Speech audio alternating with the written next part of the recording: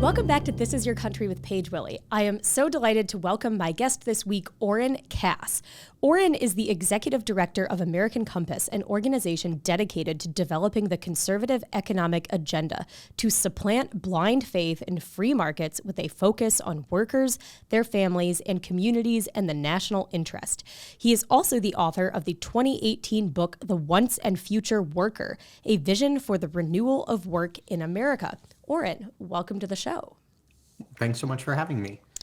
I'm really glad you're here. I read and enjoyed your book that came out in 2018, The Once and Future Worker, and I thought it was a really, really, really helpful resource, very well researched. I recommend it to our listeners. I think many Americans are concerned by what we are seeing in the labor force, and I worry about the effects of drugs and alcohol debilitating people in large numbers. I worry about marijuana policy becoming overly liberalized. I worry about overly generous government benefits, essentially paying people not to work. I worry about immigration driving down wages in numerous industries. And just recently, the Wall Street Journal editorial board wrote, quote, the civilian labor force on the household survey shrank by 186,000 last month, while the participation rate ticked down 0.1 percentage point to 62.1%. As a result, the unemployment rate stayed flat at 3.7%. Labor force participation remains significantly down from 63.4% before the pandemic. Oren, as the authority on the Once and Future Worker, what are a few of the top concerns that you have about labor market trends in our country and what should be done about them? Well, I think that was a great summary of a lot of the concerns. The basic problem is that we see a real decline in workforce participation nationwide. And I think it's really important to focus on key segments of the population. I mean, if there are more mothers or fathers choosing to stay home and raise young children, that might reduce the labor force participation. That's not necessarily a bad thing if that's what families want to do.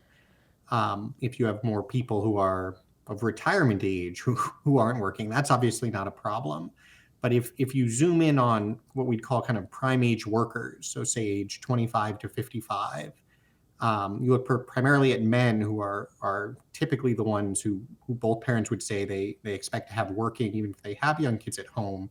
You still see a significant drop. And so the decline in prime age workforce participation, especially among men, especially among younger men, I think is what the heart of the problem is. And that's something that predates the pandemic. It's really been going on for a few decades now. But the pandemic has definitely been an accelerant of that trend. And I think it's just really important to recognize that, when we look at something abstract like a labor force participation rate of 61.3%, and, what does it mean to have it up or down a tenth of a percentage point? It can seem like maybe much ado about nothing, but the reality is if you look at the trend over the last few decades, we have literally millions of men who just aren't working. Or might want full-time work but be working part-time, and are certainly having a lot of trouble finding jobs that would allow them to support a family. And we can talk a lot more about what are the causes of this, but recognizing that it's happening, and that it itself is a cause, I think, of a lot of the problems we have in this country, can be really clarifying in helping to focus on what's gone wrong and what we need to do.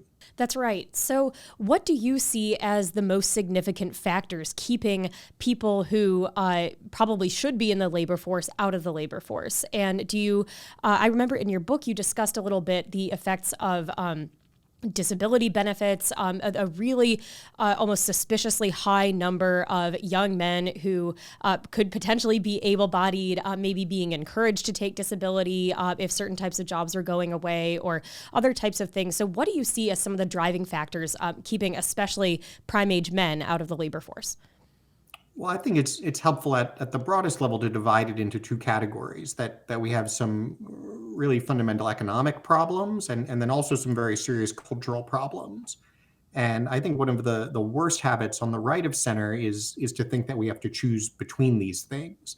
and say, oh, this isn't an economic problem. It's all about culture. And the answer is, of course, it's both. There are very serious problems we've had in our culture, something that, frankly, in a lot of cases, conservatives have not been especially helpful on, in terms of just recognizing the value of work, setting the expectation that people should be working, making clear that we see tremendous value. Obviously, there's economic value in work, but also that there's social value in it. That people should be they should be productive contributors to their communities. They should be supporting their families. And then on the flip side, if they're doing those things, they should be receiving significant respect and admiration for doing that. And I think even on the right of center, we've had a real habit of doing the opposite, of talking about things like dead end jobs, of saying, we need to get everybody into and through college, as if certain types of work are more valuable than others, even when, frankly, a lot of the work that folks with a lot of very fancy degrees are doing is extraordinarily unvaluable, even if very well paid. And conversely, and this is something I think we saw in spades during the pandemic, a lot of the work that garners the least respect in our society is actually a lot of the most important.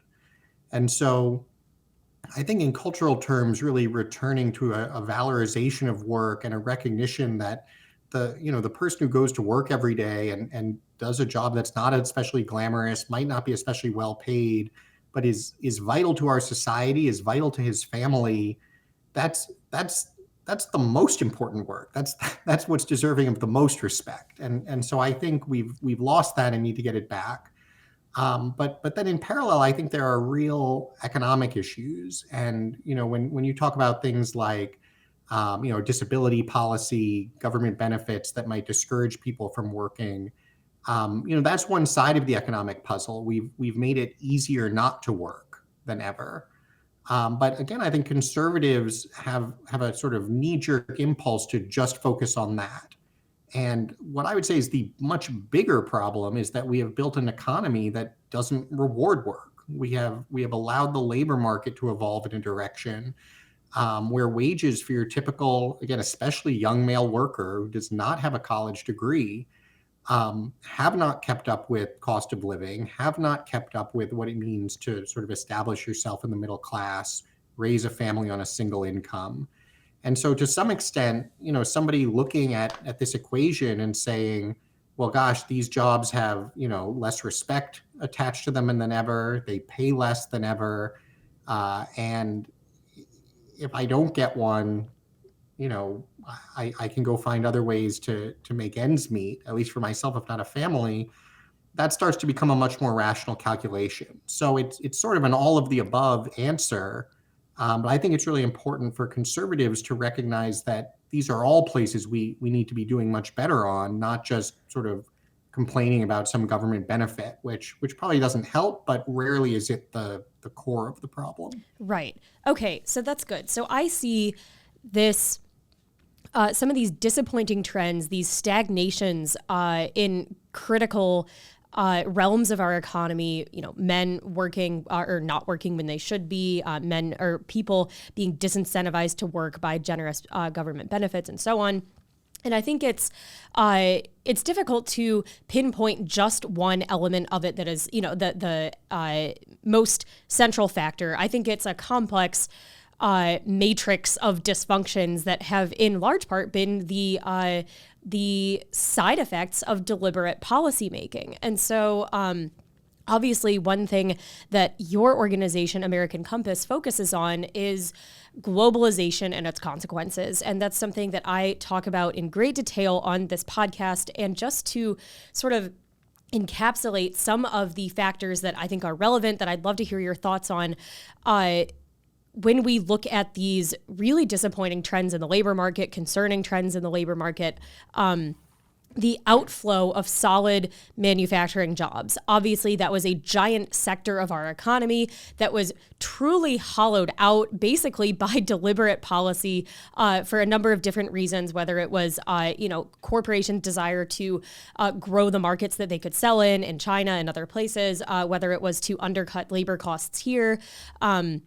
for a variety of reasons. But number one, the outflow of solid manufacturing jobs. I think I saw that firsthand, creating untold economic devastation where I'm from in Toledo, Ohio, as well as the sort of attendant side effects that come with that when you truly just sort of nuke a big sector of a city's economy or a state's economy, then you've got people turning to drugs, people with nothing to do, higher crime, so on and so forth, as well as its effects on the family. When men cannot really afford to support a family, they're not going to be getting married. They may be on their couch taking more marijuana, playing video games, not to sound overly simplistic, but these are sort of observable trends. Number two, this insistence that came with globalization that we would pivot sort of seamlessly and gracefully to a knowledge economy rather than a service economy rather than a goods producing economy. I know that this is something that your organization has studied, and that not only comes with this sort of like weakened economic position in the country overall, but a alteration of the types of pathways available to American citizens who are trying to build their life, build a steady income, build a reliable way to support their families. So that's number two.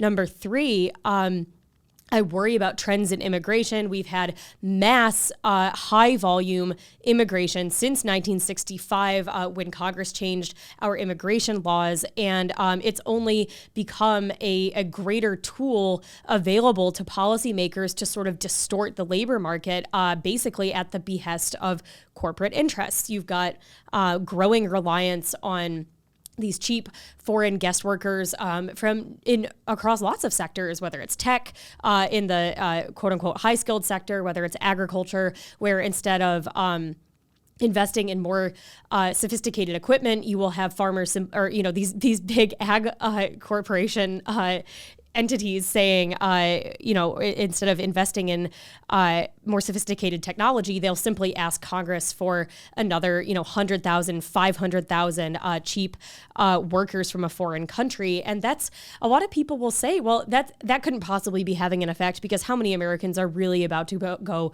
pick grapes or harvest strawberries? And the fact is, it's not just agriculture labor. It's in these other sectors too, like construction, landscaping, jobs where, in my mind, these used to be professions that employed Americans, where a person who was, 16, 17 years old could start accruing income way earlier than maybe he is now because the pathways available. That's not a job where he could earn, $15 an hour, $20 an hour as his first job to put himself through school or whatever it is.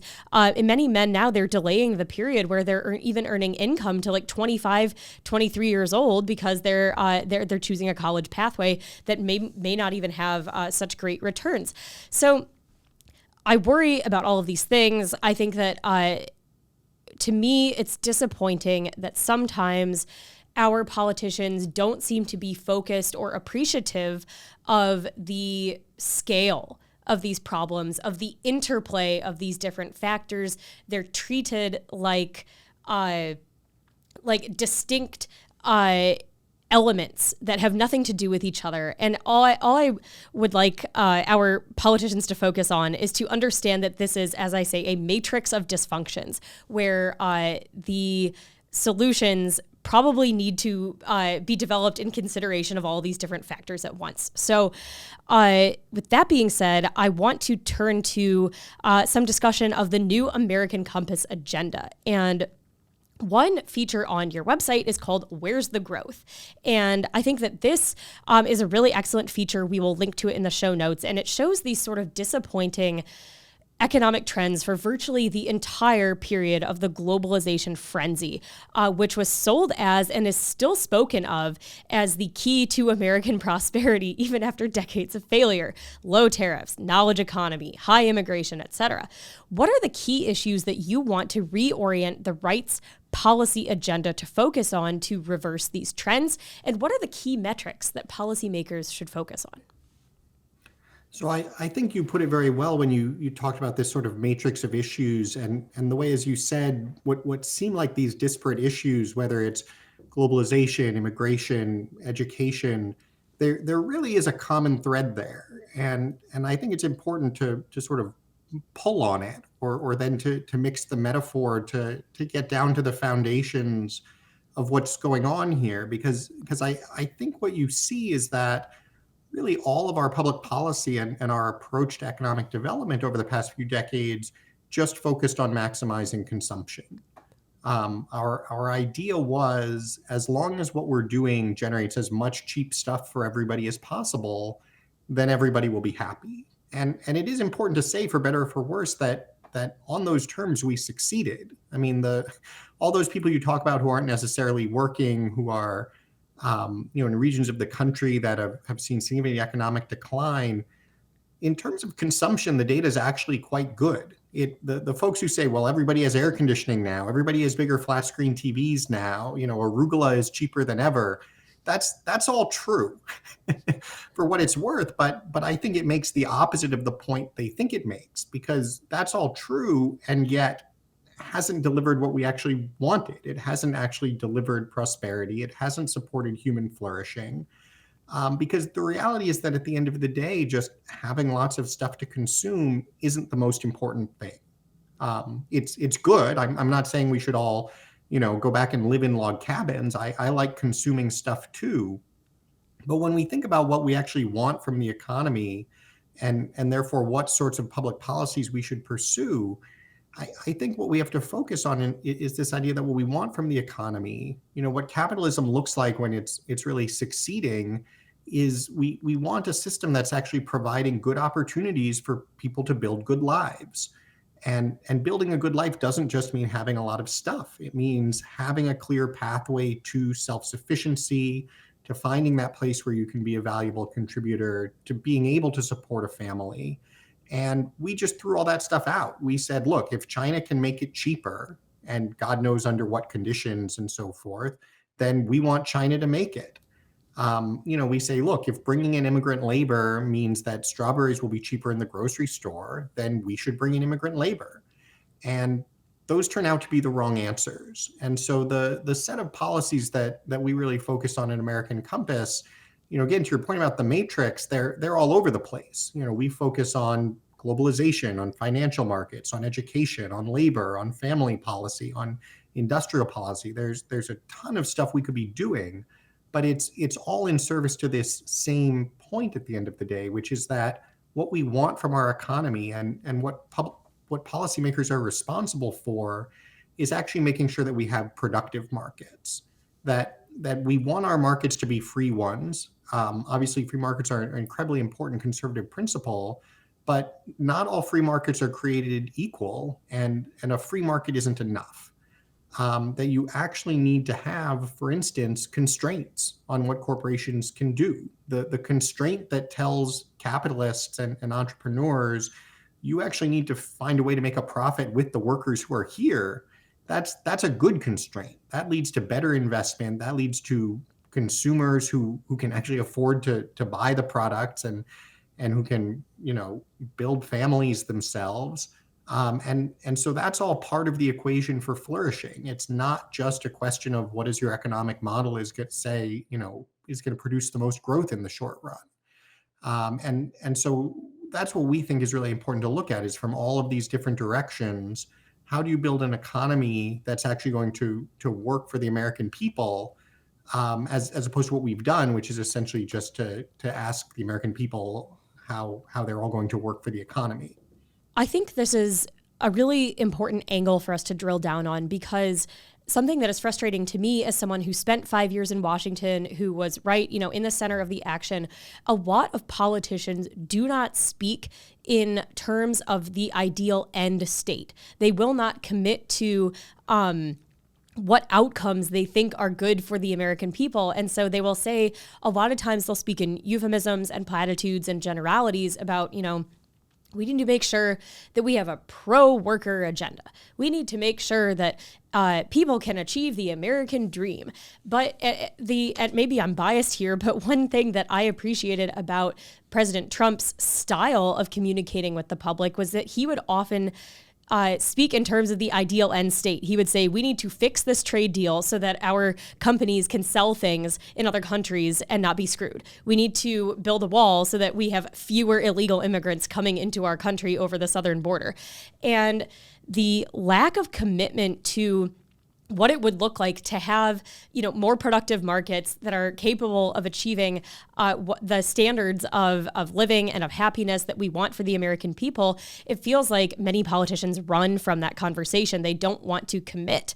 And so, in a way, I think that this dovetails additionally with the insistence that globalization was going to be good for people because they would get lots of cheap stuff, as you've said, when in fact, I think that a lot of the politicians and business leaders and others pushing that doctrine, they knew that they were deceiving the people. They knew that the gains would accrue to the producers, to the employers, as opposed to the consumer, which has been shown, especially with immigration by economist George Borjas and others, that people will say, well, don't you know that you're benefiting from this unsustainable high immigration policy because you're getting things more cheaply at the grocery store? But it's shown that the gains accrue to the employer and not the consumer. And so this is why I wonder, when you interface with politicians on the Hill, elected officials, which I think that it's a credit to your organization that you enjoy an audience with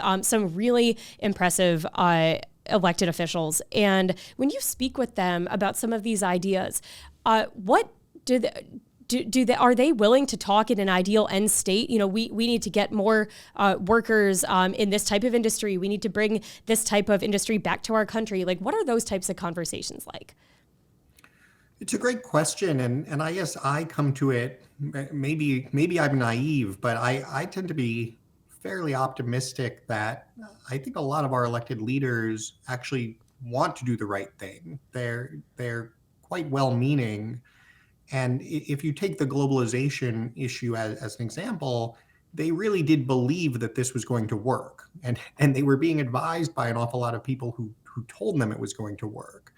And so, what strikes me as the kind of root cause or failure in our political system is that it was so extraordinarily insulated that most of these folks are completely disconnected from what your typical American is experiencing, what they aspire to, how public policy or economic change actually affects them. And then they want to believe that there are no trade-offs, because trade-offs are really politically uncomfortable. And so the story that the same thing that the Chamber of Commerce is asking for, that Wall Street is asking for, is also going to be great for workers. And here's a whole bunch of economists telling you this. That's a much nicer thing to hear and believe and go out and talk about than having to say, look, every policy creates winners and losers, and we're actually going to have to talk about who we're going to put our thumb on the scale in favor of. Right.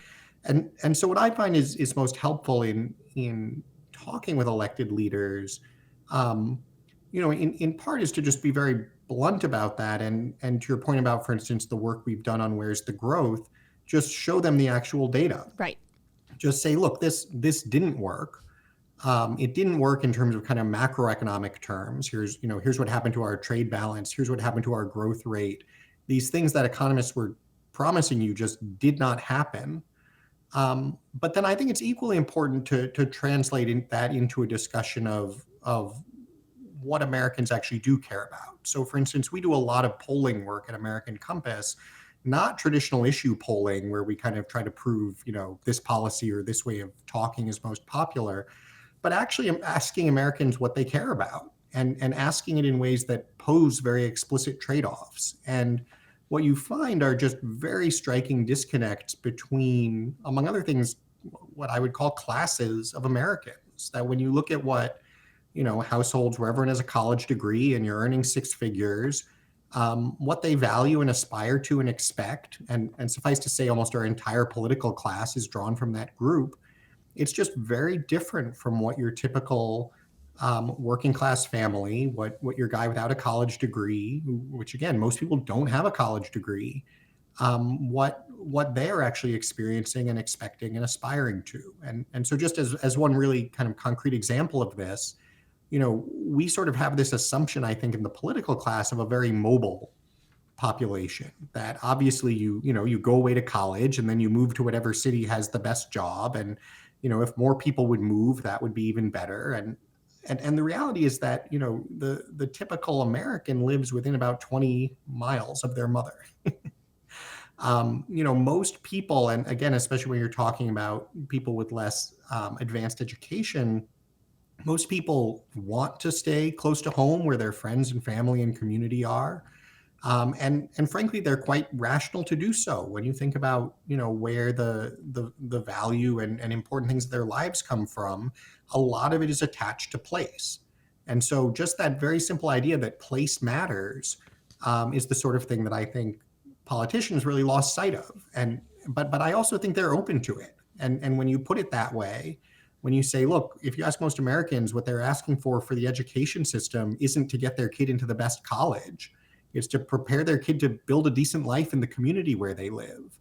By overwhelming majorities and regardless of your political party, that's what Americans say they want.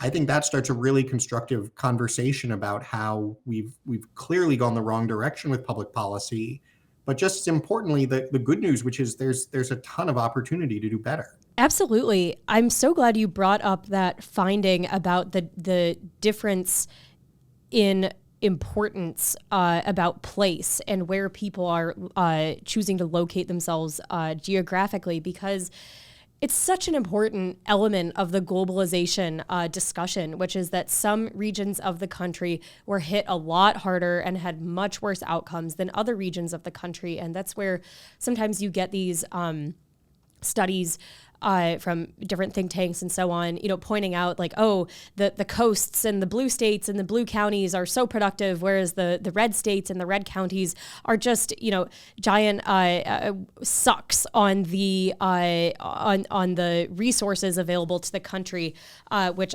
when you actually do some digging, they do a lot of data manipulation to show that. But the fact is that our country chose to make policies where you had these trade-offs, where you had these winners and losers, and it really the difference between capital investment and research funding and all these different things that end up really adding up to the billions and even trillions. You've had this very inequitable distribution in different parts of the country that have created worse outcomes in some areas and better outcomes in others. And to pretend that it's a spontaneous effect is not correct. Like it can be traced to certain policy choices. And so this brings me to another point, which is that the one element that the American Compass agenda is sort of reacting to is what you have termed free market fundamentalism. And as a matter of a small critique, I don't think that I would characterize the economic doctrine that our politicians have followed as quote unquote free market fundamentalism.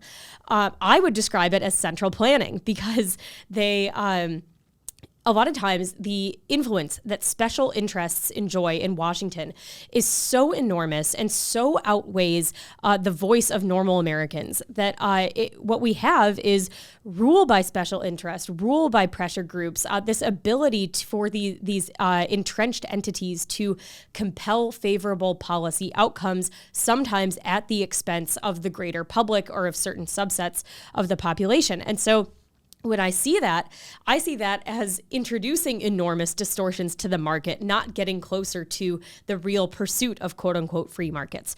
Even though this type of sort of like pro-corporate interest policymaking is often billed by certain types at think tanks and others, other apologists for this type of policymaking, they call it free market activity. But this type of stuff is creating huge negative externalities for the people, for the use of public resources optimally, and so on. So what types of behavior are you referring to when you use the term free market fundamentalism or blind faith in free markets?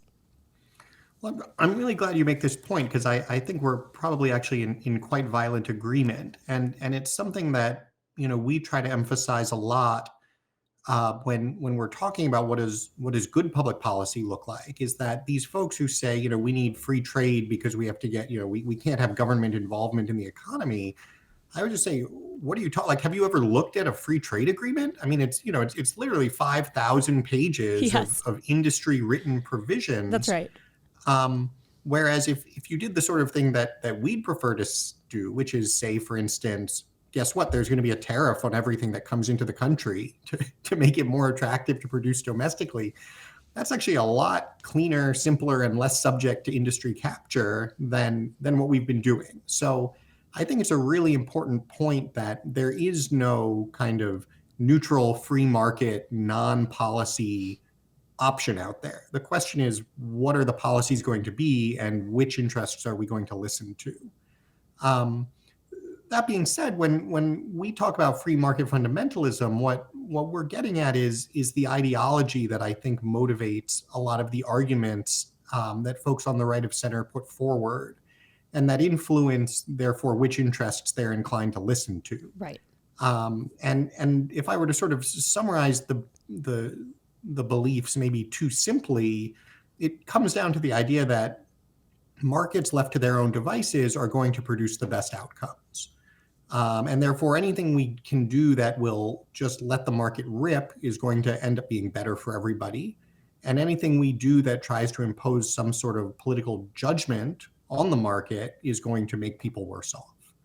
And to your point, of course, we are imposing political judgments on the market, but because of that ideology, the judgments that the right of center tends to lean toward is, for instance, well, let's just do whatever is going to be best for large corporations, because if large corporations are making as much profit as possible, that's going to lead to more investment, that's going to lead to more wealth for everybody, et cetera.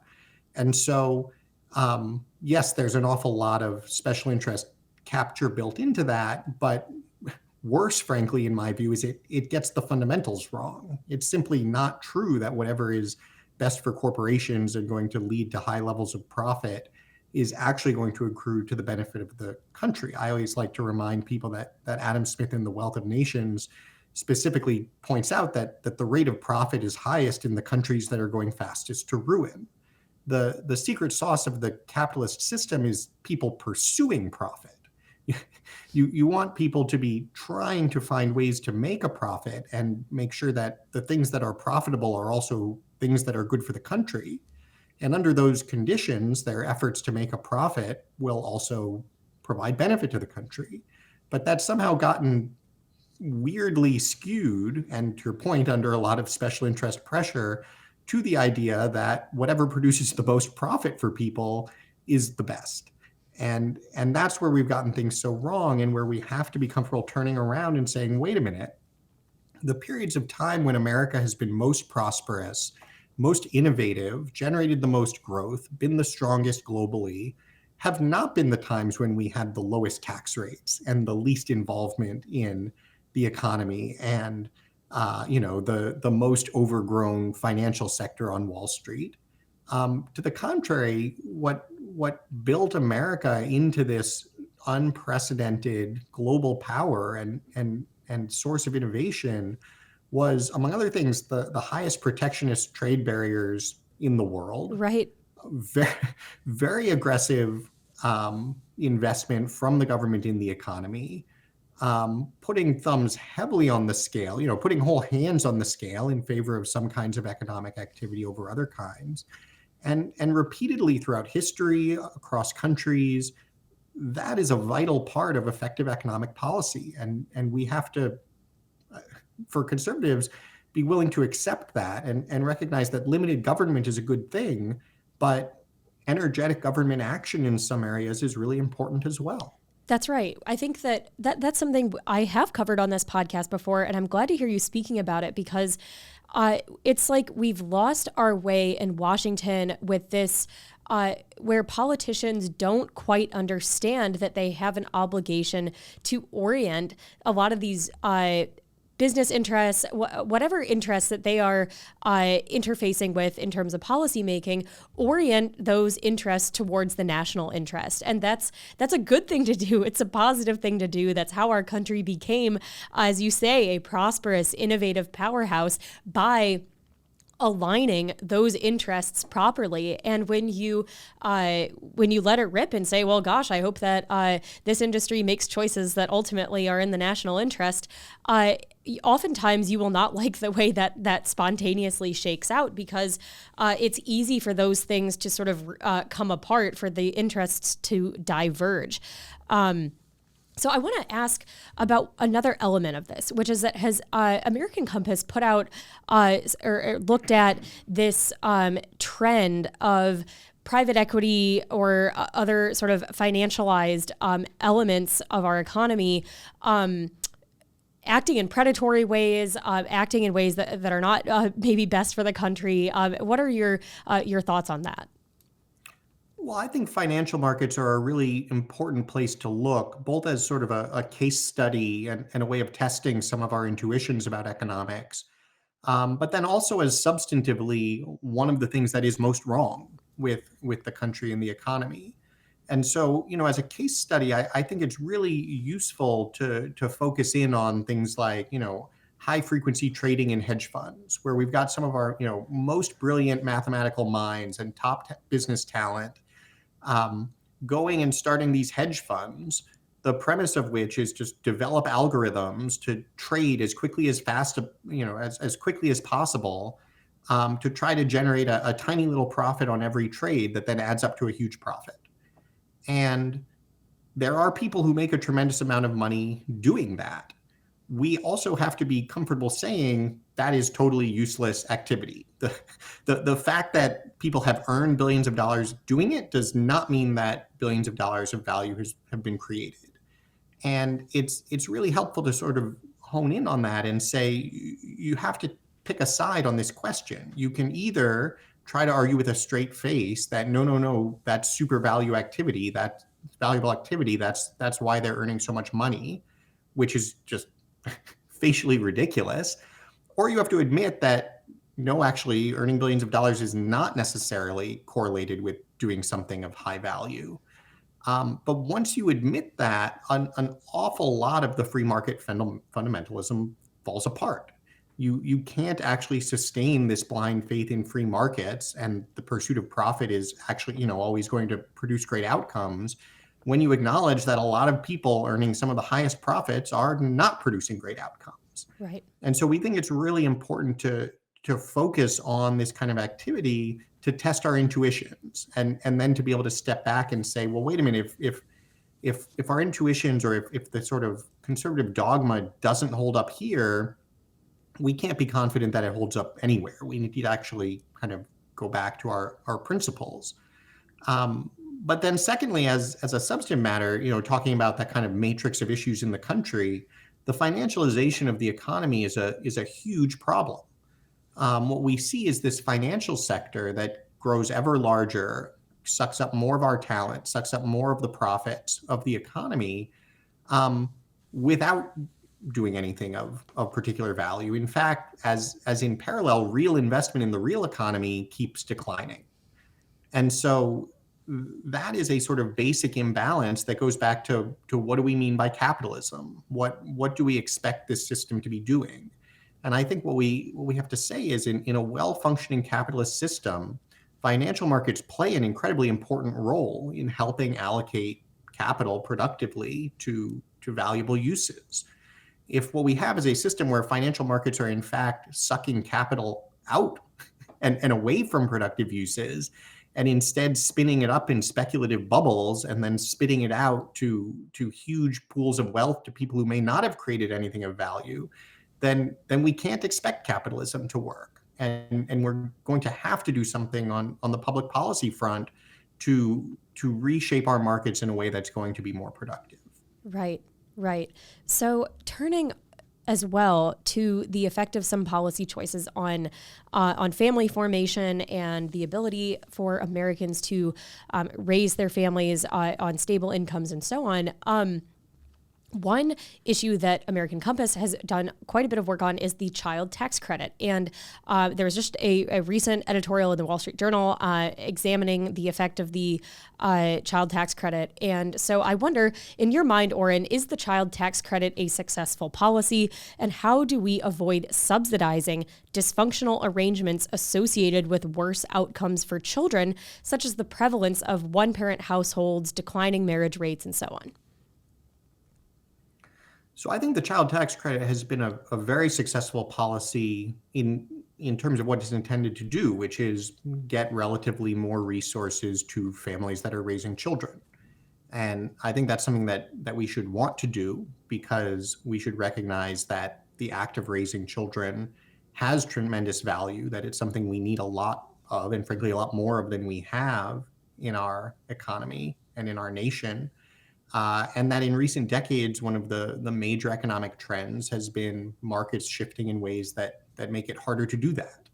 And so we need public policies that are going to push the other direction. I think the problem with the child tax credit, as we've structured it, is that we've treated it as tax policy. And particularly on the right of center, the attitude has been essentially, well, we want to give families a tax cut. And that's fine. It's nice to give families a tax cut. The problem is that how high your tax liability isn't really a very good proxy for how much support we might actually want to get to you. And so the quintessential, working class household that might have income of $30,000, $40,000, $50,000 a year just doesn't pay enough federal taxes to begin with to enjoy the full benefit of the child tax credit. And so what a lot of folks on the right of center have said is, well, tough. This is for people who are paying higher taxes. But if the actual goal is to say we want to find those families that have been most hurt by recent economic trends, that would benefit most from the support, and to be clear, are doing the right thing, they are working, they are raising kids, they're just having trouble making ends meet, then doing this as tax policy and saying, well, you get less of a benefit because you're earning less money, is exactly backward. And so that's why what we proposed at American Compass is to say, what we should have is what we would call a family benefit, that looks a lot more like Social Security. So Social Security doesn't just go to anybody. You have to have worked and paid in to receive it. But it's intended in effect to be a payment that's very generous for folks who might otherwise have trouble making ends meet. And so we would say, we're not going to pay you more of a benefit than what you're earning yourself. So if you're not working, you can't receive the benefit. But if you're a household that's very low income, let's make sure that you get the full value of the benefit, and that could be very large. That could be $10,000, $15,000 a year. For a family raising 2 or 3 kids, which would obviously make a tremendous difference. But to your point about incentives, I would say the incentives there are all to the good. It only comes to you if you are also working to support yourself. And so it certainly doesn't discourage work. It might discourage someone from taking a third job or working a crazy number of hours because it's helping them make ends meet. But I think that's exactly what we should want. The principle should be that we're doing everything we can to help a family to help parents raise a family on a single income.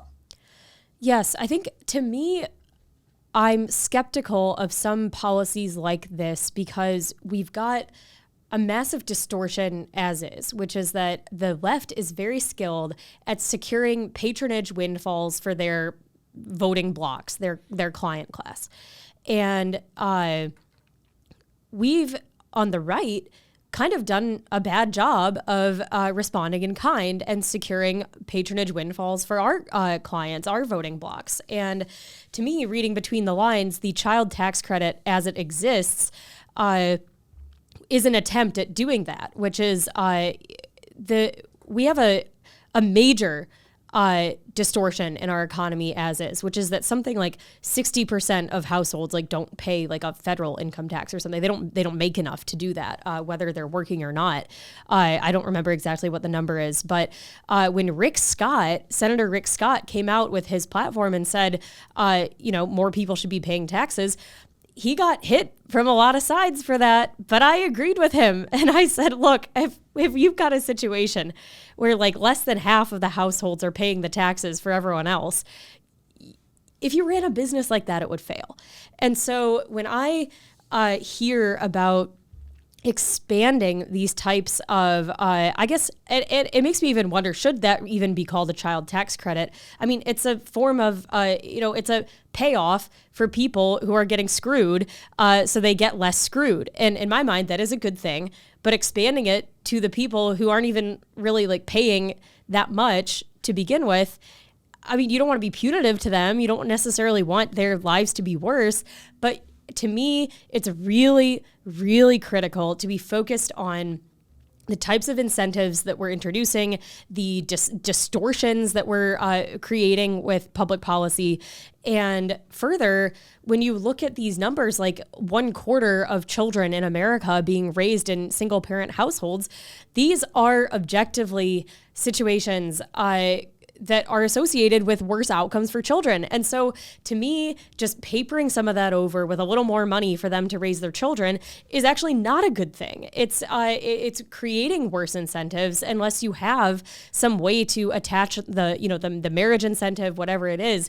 I'm not an expert. I don't know how it works. But when we look at the sort of what is our ideal end state for the American economy, for the outcomes of some of these policies, my viewpoint is that it's a good thing when more people are married when they're raising their children. It's a good thing when you expand the proportion of people out there who are earning enough to pay taxes, rather than sort of looking at the people who aren't paying taxes and saying, gosh, you know what those people need? More public money shipped to them from the people who are still paying the taxes. I just worry about the distortions.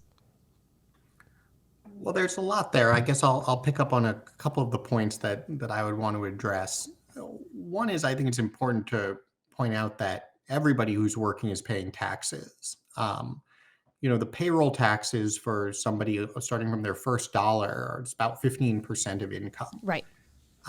So the idea that we have people who aren't paying taxes, certainly among those who are working, I don't think is an especially effective critique.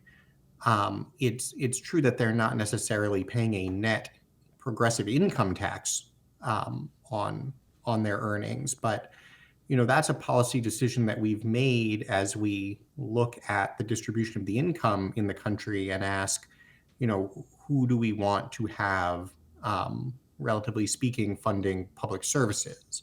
And so I think to your point that, you could never run a business this way,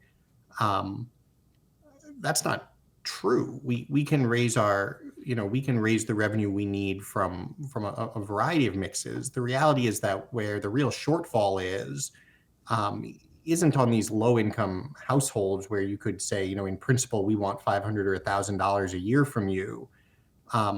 Where all the money is, if you actually wanted to balance the budget and think about how are we going to fund our government, it's in the upper middle class. It's in everybody who's earning, $100,000 to $500,000 a year. And so I think it's really important when we talk about your typical, as we were at the beginning, your young male worker doesn't have a college degree. We'd like to see them, settling down, getting married, starting a family. Maybe they're earning $40,000 a year. Let's be concrete about it. How do we feel about that person in that situation? Are we saying that person is a freeloader who isn't doing enough and needs to be paying more in taxes so that somebody earning $150,000 a year, even though they're certainly not working any harder, so that person can pay less in taxes? I guess I'd put that to you. Is that your view, that we would have a better country and that it's a fairer system to say, let's reduce taxes slightly for the $150,000 a year household so that 27-year-old earning $40,000 a year at least has to send in that $1,000 check. I guess the way I would put it is that you cannot keep squeezing the finite proportion of people who are expected to provide the windfall for everyone else. And what I'm referring to also is that we've got this huge and growing proportion of people who aren't working, and yet they're doing fine. So they're getting a lot of money from the government. And where is that money coming from? The increasingly squeezed and beleaguered portion of people in the economy who are earning and making enough to make it all happen for everybody else. And so I see it as unsustainable. I think it's unjust. I think it's not a good way to organize the economy.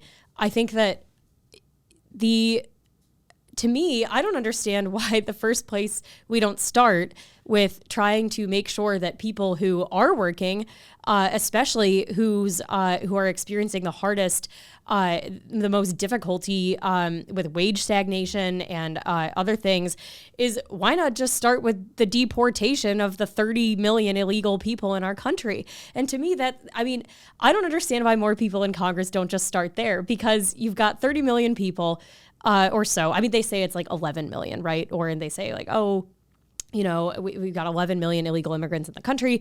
But when you've got, people coming at this rate of 2 to 5 million every single year, it's obviously much higher than that. My personal estimate is 30 to 50 million illegal immigrants in the country.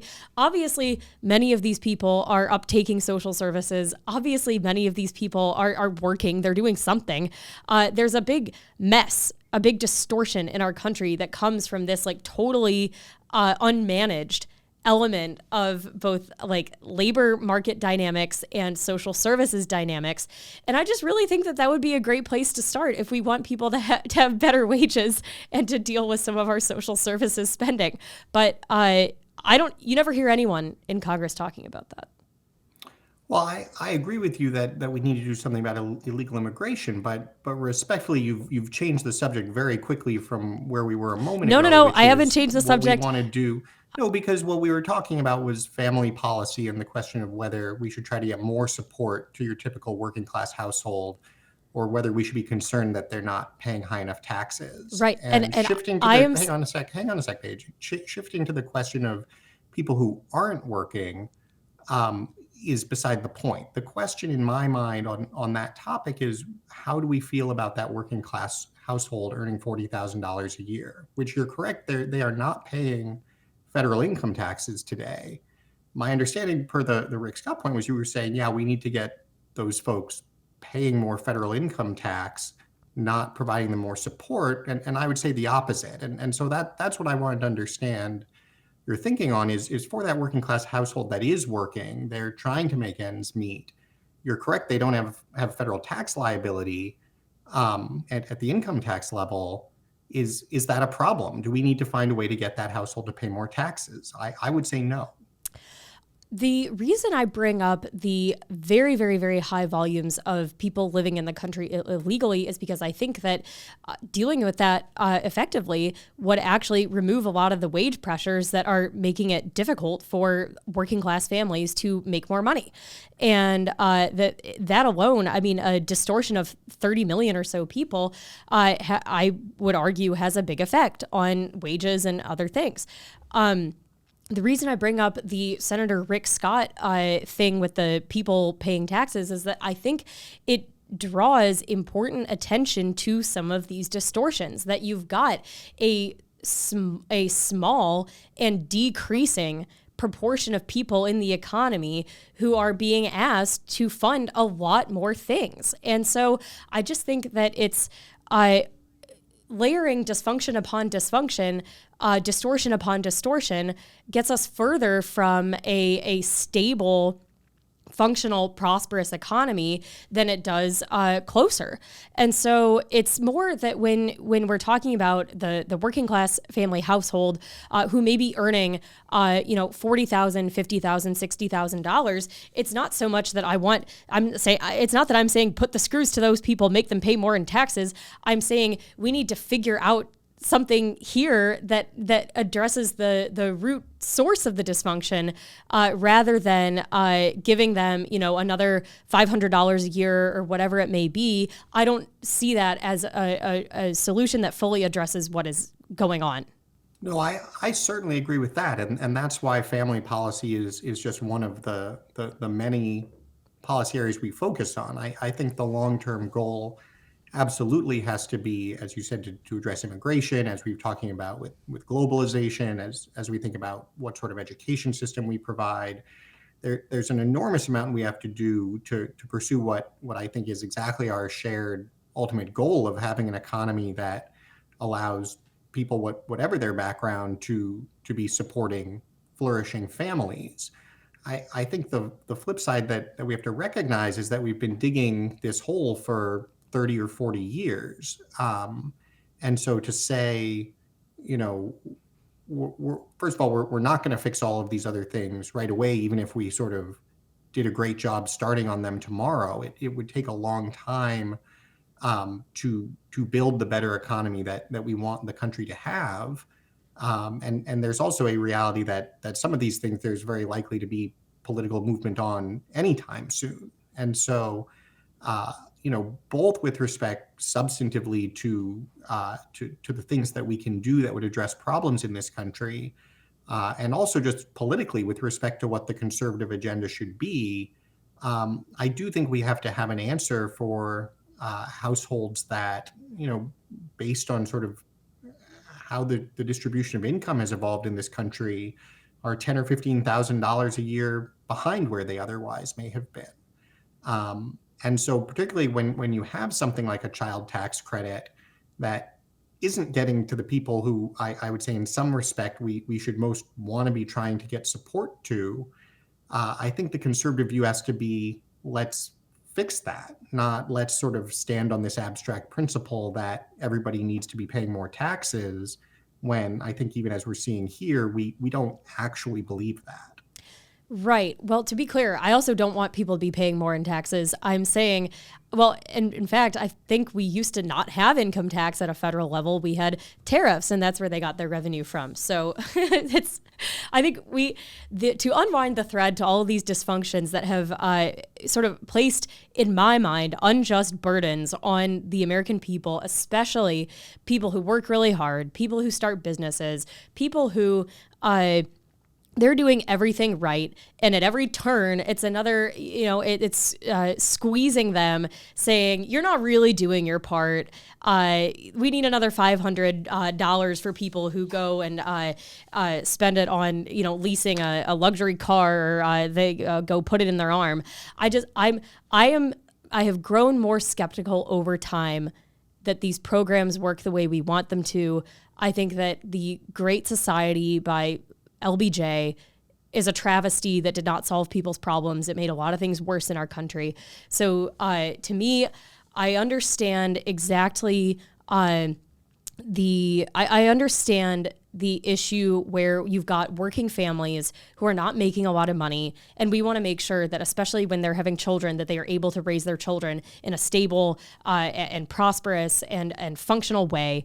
But I also look at this long history of redistributive policies in our country, and I don't like the way a lot of them have turned out.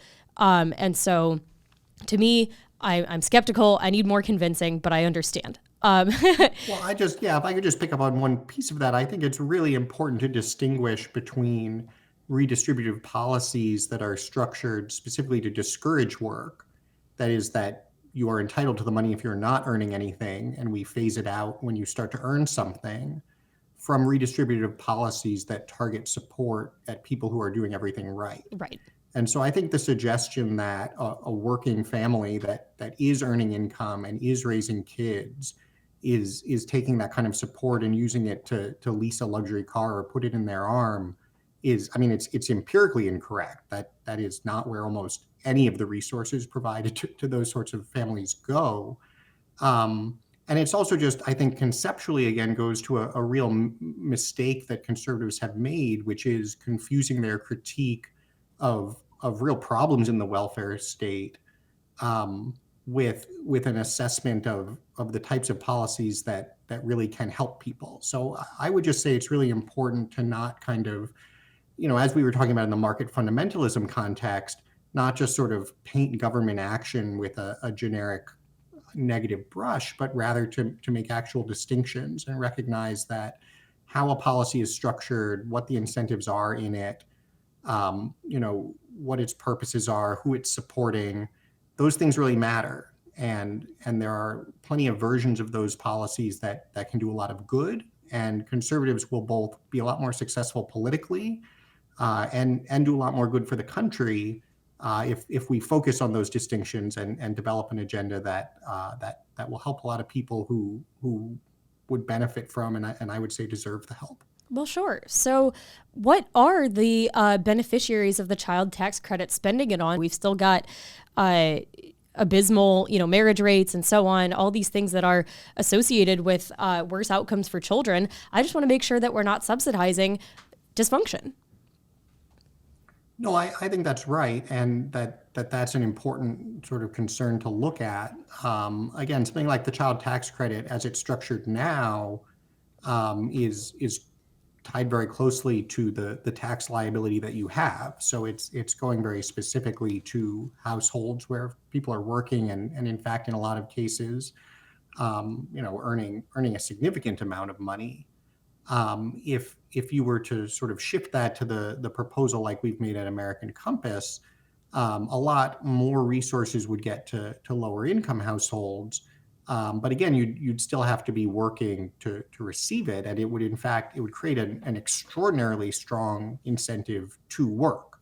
It would probably by far be the largest work subsidy that the government had ever offered, because if you earn nothing, you get nothing. And as soon as you start earning, you start essentially dollar for dollar becoming eligible for the benefit as well. And so, in some senses, the quintessential example of somebody this supports is, if you do have someone who's working maybe part-time at the minimum wage, this in effect doubles what they're earning. And so I think on the work side, it's an extraordinarily positive incentive. The proposal that we've put forward also has an explicit marriage bonus. So it's more generous if the parents are married. And so that's definitely sort of a tool we have at our disposal as policymakers. But at the end of the day, I think the most important thing, going back to the matrix concept you described, which is exactly how we think about it, is to ask sort of what are the problems and in what places at the margin can we be doing things better? So I don't think that a better family benefit is going to solve the marriage problem or solve the problem of single parent households. I don't think there's any evidence that it would make it worse. And so I think saying, well, there are a lot of single parent households out there and that's a bad thing is not an argument against a policy that just isn't designed to and wouldn't negatively affect that. Just as, pointing to some particular problem isn't necessarily an argument against doing something about illegal immigration. We can recognize that there are a lot of problems in the country and there are going to be a lot of different policies that are needed to address them, but that we want to be moving in a consistent direction, that we want to be encouraging work, supporting family, promoting domestic investment and innovation and a healthier domestic economy. And I think a program that says working families that are trying to raise kids, we're going to try to get support to them to help them make ends meet, is exactly a step in that direction. Sure. I think my viewpoint is simply that it's a very high burden to convince me that redistribution is a good policy in general. I think it's on principle. It's difficult to convince me that is a proper solution. But and then additionally, my second issue being the subsidizing of dysfunctional family arrangements, which concerns me. And then finally, the notion that we can keep squeezing this decreasing proportion of people to fund more things that for causes. it worries me. I worry about the sustainability of it. But okay, this all makes sense. I think we want the best for working families who are raising children. I think it's obviously a complex issue where we've got a lot of factors putting the squeeze on everyone involved. So turning finally to one more issue that American Compass has focused on is the question of unions. And I am curious, another sort of issue where I diverge somewhat from the American Compass thinking on this. Do we still need unions in this country? And how do we support workers while avoiding the corruption and cartel behavior that unions are so infamous for? Well, I think that the starting point is always to be clear on what we mean by unions. So, for instance, as a starting point, American Compass has no patience for public sector unions. They don't make any sense, as even FDR told everybody. When it comes to the private sector, I think unions, the way that they're operating today in the context of big labor, is obviously very dysfunctional. But I think it's important to understand that stepping back from sort of the American Union as created by the National Labor Relations Act of 1935, that's just one very narrow manifestation of the broader idea of a labor movement and structures for worker power. And it's actually quite a unique one. Most of the world does not have labor that looks anything like it does in the United States. And so what we really focus on at American Compass, and that I think is really important for conservatives to think about, is just separating these things and saying we can believe that unions as they're operating today are dysfunctional, but our conclusion from that shouldn't just be to cheer their demise and say this is great when there's no labor movement left, everybody will be happy. It should be to ask how can we support and work toward building a better labor movement, because we should want workers to have power in the labor market. And the reasons that I always underscore is, first of all, and this goes a little bit to your point about redistribution, I don't think redistribution is what we want to be focusing on or a sustainable solution for any society. But what we've seen in the way that our capitalist market evolves, where workers don't have any power, is you tend to get rising income inequality. You tend to get stagnating wages and rising profits. And so the alternative to what we have, which is a lot of workers not doing especially well, a lot of people at the high end doing very well, and then needing to redistribute from one to the other, the alternative to that isn't just nothing.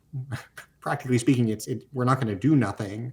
And I don't think we'd want to say we should do nothing. The alternative is to say we should actually want workers to have power, and that a better functioning capitalist system is one where workers and employers have relatively equal power, can bargain among themselves in the marketplace, and that workers achieve better economic outcomes. And so that's something we should want as conservatives. I think secondly, when you think within a workplace, again, there's a parallel issue where we obviously have huge and ever-growing employment regulation, all of which is premised on a real imbalance in power between workers and employers. And you see the government stepping in a lot of situations where there's concern that workers can't really defend their own interests. And so again, you could say, well, we should just do nothing. I don't think that's practical or desirable. If we don't want to see government dictating the results, we should want workers to have effective representation so they can actually defend their own interests and bargain with employers about workplace arrangements. And then third, I think when we talk about civil society more broadly, conservatives talk all the time about community and how do we build a stronger social fabric and civil institutions. And in a lot of cases, the reality is there's not a lot that public policy can do. I mean, we can lament the decline of religion, let's say. I don't think there are a lot of sort of laws we could pass that are going to boost church attendance, at least in a way that we'd want. But organized labor is an incredibly powerful institution in civil society. And one thing even the American version of unions did very effectively in the last century when they were a lot stronger was to provide a very strong and valuable base in civil society for working class families. And so finding a way to have a labor movement that does provide that kind of solidarity and representation for workers, I think would be valuable even outside of the workplace. So for all of the reasons, we really just think that conservatives should be looking at labor as potentially something that should be part of our solution, not just a problem that we want to chase away. I understand. Right. So I think I've in a way been thinking about unions as this sort of double-edged sword, where on the one hand, I look at things like, a Starbucks in a downtown in Seattle, Los Angeles, New York City, wherever. All of these retail employees have become these like de facto service workers, even or social workers, and even in a way becoming these like human shields between these dysfunctional policies in some of these really left-wing cities and the people who are benefiting from them, in the sense that you've got horrible crime at all these retail stores. You've got people coming into the Starbucks to shoot up fentanyl, and they're overdosing, dying in the bathroom. People coming in with guns who've just been released on parole or without bail, robbing their tent store that week. And who's in the middle between the policy and the person benefiting from the policy? These sort of these low wage service employees at the McDonald's or the Starbucks. And I kept wondering, when are these employees gonna sort of organize and say, we're not here to be the social worker, we're not here to be the cop, we're not here to hand over the contents of the register 6 times a day. And some of them have even lost their lives doing this. It's really sad. So I kept wondering when you might see some organized labor activity rebelling against these policies that are hurting people in cities across the country. But I don't think we've really seen that just yet. Although it's possible. I think you had like Howard Schultz of Starbucks, and then the CEO of McDonald's, some of these people saying, it's getting to the point where we can't really operate our restaurants in some of these areas. But I don't know if that's out of any due concern for the employer just because they're losing profits, or for the employee, or just because they're losing profits. I haven't figured that out. But on the other side, you've also got this issue where I think in some ways globalization was hastened by corporations who were really feeling the squeeze from some of these excessive demands from union employees, where when you read about some of these demands, I mean, in their heyday, these unions were really, really turning the screws in ways that you might think maybe these people are getting a little bit out of line. And so part of globalization was in part a reaction to the worst excesses of the labor union movements. Because the cost of labor was becoming so high. I am the last person on earth who defends globalization, but you have to look at some of those situations and realize that the demands can be excessive. But so I don't know exactly where the balance lies. I do agree that the imbalance of power between the employee and the employer can sometimes be oppressive, can be, it squeezes workers in an unfair way, but it also you have to have an ecosystem where people can run a business without being squeezed so excessively that they can't run the business.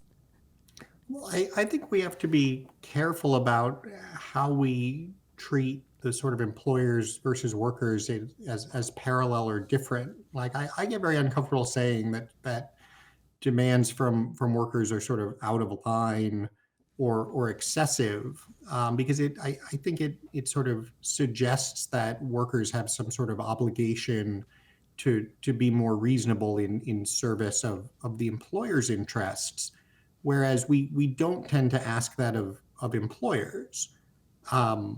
Typically particularly in the right of center's market rhetoric, we recognize that the business owner is there to earn the most profit that he can, and we sort of celebrate in the market the idea that you get what you can get, and we hesitate to criticize employers for, let's say, paying lower wages if that's what the market will bear. And so I think we really need to think about both sides in the same way and recognize that of course workers are going to ask for as much as they can, and in a well-functioning system, the entire premise of bargaining is that each side wants as much as it can get, and you have to find an arrangement that's going to be satisfactory to both. And so, you know, on the one hand, you can say, well, workers' demands are getting too high, but of course, employers don't have to agree to them. On the other hand, if employers want to have workers, then they're going to have to find a way to address the workers' interests, just as the same way if workers want to have jobs, they're going to have to find a way to consider the employer's interests. And so rather than saying that, this sort of forced globalization, I would really look at it from the other side and say that globalization was an unreasonable kind of safety valve that we gave to employers. Oh, yeah. And we said, oh, well, gosh, if you're not happy with what workers here in this country are asking for, let us provide you this option of going and using easily exploitable workers with no protections whatsoever. In a sense, it would be the equivalent of if we turned around to workers, and some people have proposed this and conservatives rightly reject it, say, well, here, why don't we offer you the equivalent of, an extremely high wage to not work so that you don't have to deal with employers. I don't think either of those makes sense. Right. I think when capitalism works is when you basically lock employers and workers in a room together and tell them both, all you've got is each other, figure it out. And that can actually produce very good outcomes. And in fact, it is the formula for producing good outcomes, because each side does need the other. And so we should want to support a system of private ordering where people do have to figure out ways to work things out rather than offering either side a sort of get out of jail free card. I totally agree with that. I think that I was not defending the element of, excessive labor demands, sort of hastening the process of globalization. I think it was a salient factor. The debate over NAFTA was definitely a sort of, business versus labor. Obviously, labor lost. It nearly tore the Democratic Party in two. The labor element could not effectively get their way, and obviously we're worse off for it. I just think that sometimes it's easy to have overly simplistic conversations, not in the case of us or in the case of your organization, but simply I think some of these conversations become a little too reductive, and as you say, labor and business need each other. The pressures of running a business, of trying to keep a business entity going with all of the different unpredictable factors. All kinds of people want to keep their business going, but they can't hire as many people as they want or pay as high wages as they would like to. If they're, a small business that loves their community, they're not out to screw people. But at the end of the day, they have considerations that are different from the employees' interests. And so I totally agree with you. Obviously, the ideal end state is some type of harmony between what both entities want. It's just, I like to look at the varying factors that affect the decision making, from whether it's, business, labor, government, et cetera. So I want to thank you for your time, Oren. This has been a fabulous discussion, very, very helpful. Thank you so much for joining This Is Your Country. Oh, this was awesome. And thank you for all the work you're doing as well.